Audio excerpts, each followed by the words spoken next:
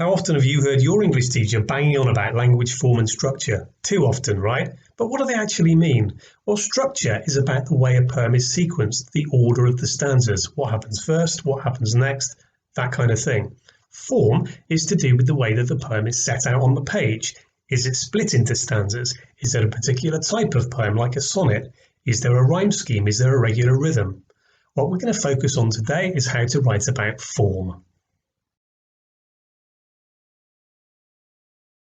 Speaking in a very generalised way, modern poems often are more irregular in form. Perhaps the stanzas are split up in an irregular way, or the lines are broken up by punctuation. This is called caesura, or they flow into each other, enjambment. Often modern poetry can be irregular in terms of rhythm and is less likely to have a rhyme scheme.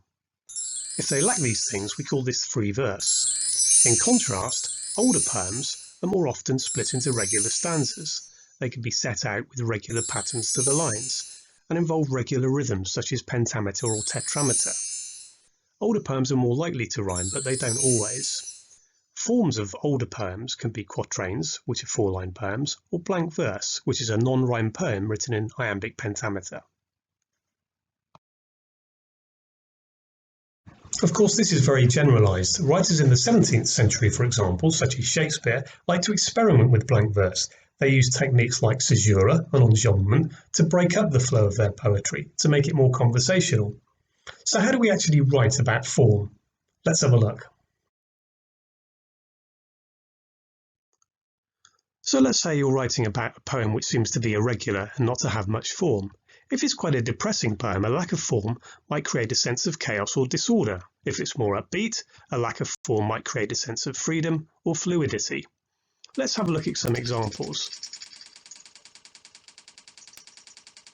This is how you might write about the form of a poem that's quite upbeat and yet still irregular.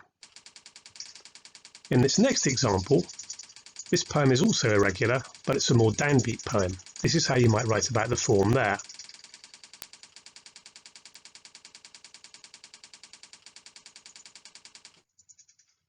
So, what do we do about regular poems? Well, regularly formed poems could be creating a sense of childishness, or maybe they're song-like in form.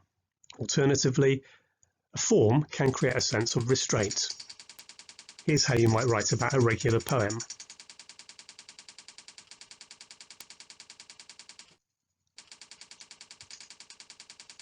Here's another example.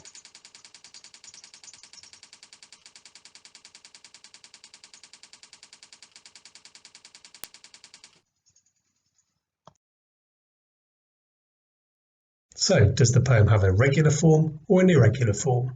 Is it positive in tone or negative in tone? Whichever way, you now have something to write about.